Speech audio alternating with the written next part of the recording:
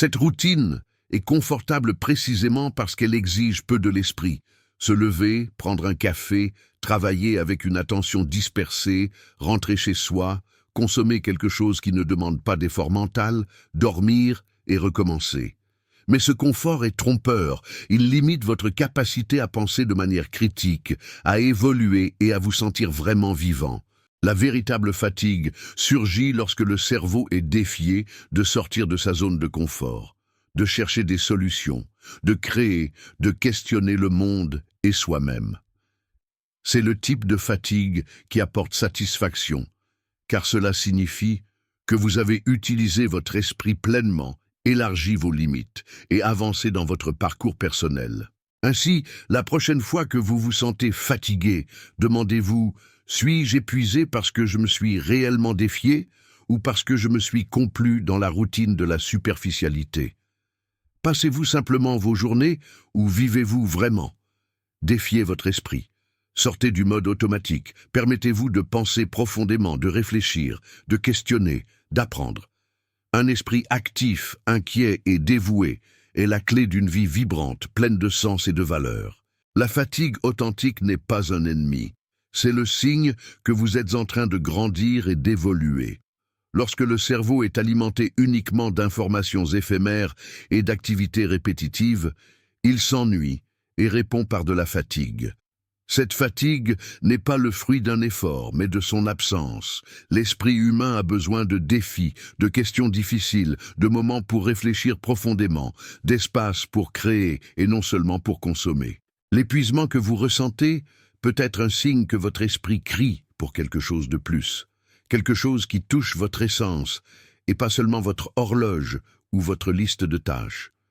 Mais qu'est-ce que cela signifie vraiment d'utiliser son cerveau? Cela signifie appliquer votre capacité d'attention, de concentration, d'analyse et de créativité de manière consciente et intentionnelle. Ce n'est pas répondre à des emails en pilotage automatique, ni se laisser emporter par l'avalanche de notifications qui surgissent sans arrêt. Utiliser vraiment son esprit, c'est penser en profondeur à ses objectifs, valeurs et croyances. C'est remettre en question ce que vous acceptez sans réflexion, c'est chercher à comprendre les raisons de vos choix.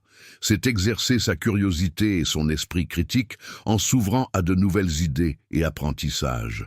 Lorsque vous vous consacrez à cela, votre cerveau s'active, s'étend et se renforce. Et oui, cela demande de l'effort, cela fatigue, mais c'est une fatigue différente, accompagnée d'un sentiment d'accomplissement et de croissance. C'est la fatigue saine de ceux qui ont passé une journée entière à construire quelque chose qui a vraiment de l'importance. D'autre part, le prix de ne pas utiliser son esprit de manière profonde est élevé. Au-delà de la fatigue vide vient la sensation constante de désatisfaction, de frustration et l'impression que la vie passe sans que vous ayez accompli quelque chose de significatif. Cette usure provient de vivre en pilote automatique, comme un spectateur de sa propre existence.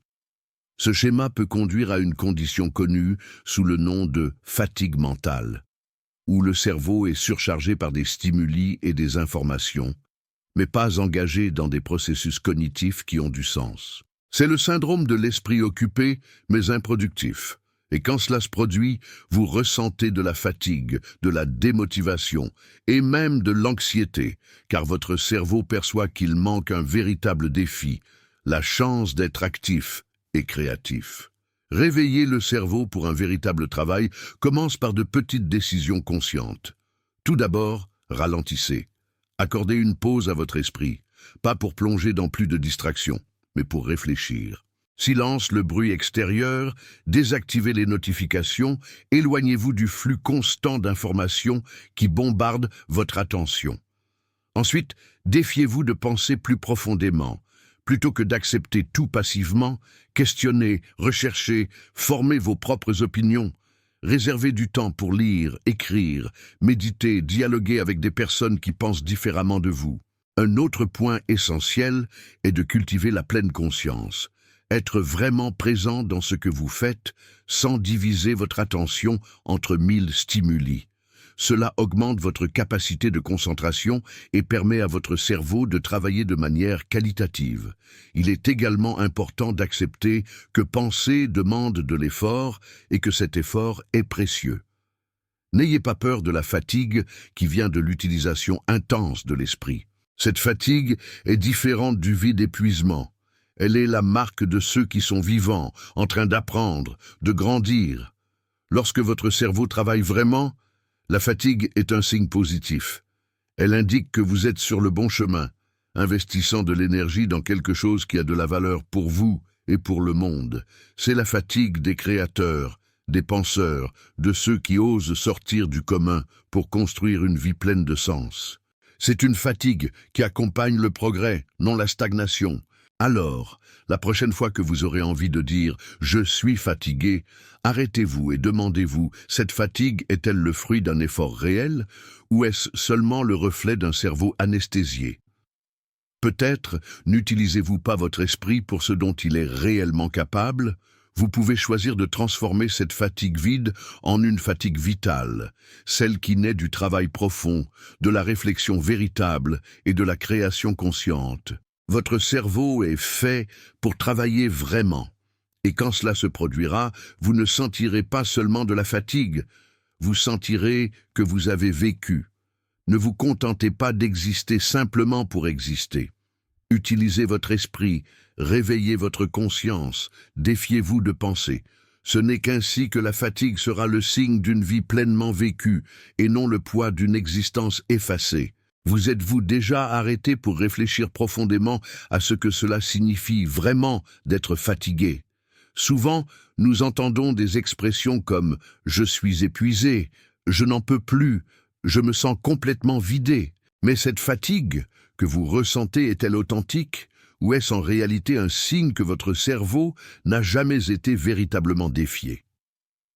Nous vivons à une époque où le rythme frénétique de la vie et les distractions constantes créent une confusion entre ce qu'est un réel effort et ce qui n'est qu'un passage superficiel du temps. La vérité est qu'au plus grand nombre de moments, notre esprit est sous-utilisé, anesthésié, emprisonné dans un cycle vicieux de superficialité et de dispersion. Et c'est précisément cette manière peu profonde d'utiliser l'esprit qui génère un type différent de fatigue, une fatigue vide qui n'apporte ni le sentiment d'accomplissement, ni la certitude de croissance personnelle. Quand vous dites que vous êtes fatigué, quelle image surgit dans votre esprit? Peut-être imaginez-vous un corps lourd, une tête surchargée, une énergie épuisée après une longue journée. Mais combien de personnes s'arrêtent vraiment pour réfléchir? De quelle manière j'utilise mon cerveau? Est-ce que je suis vraiment en train de réfléchir, de créer, de questionner ou simplement de réagir en pilote automatique? Notre cerveau est un organe puissant, capable d'exploits incroyables lorsqu'il est stimulé de manière profonde et intentionnelle. Cependant, il est également paresseux, cherchant instinctivement le chemin le plus facile pour économiser de l'énergie. Actuellement, ce chemin plus facile est celui que la plupart choisissent. Naviguer sans concentration sur les réseaux sociaux, consommer des informations de manière passive, répondre aux messages distraitement, passer d'une tâche à l'autre sans accorder l'attention nécessaire. Cette existence en mode automatique provoque une fatigue mentale qui n'a rien à voir avec un vrai effort cognitif. C'est une usure causée par un excès de stimulation superficielle qui ne demande ni créativité, ni analyse, ni profondeur. Vous ne produisez pas vraiment, vous ne faites que entretenir la machine en marche. De plus, la routine que vous avez construite pour vous-même contribue à cette prison invisible.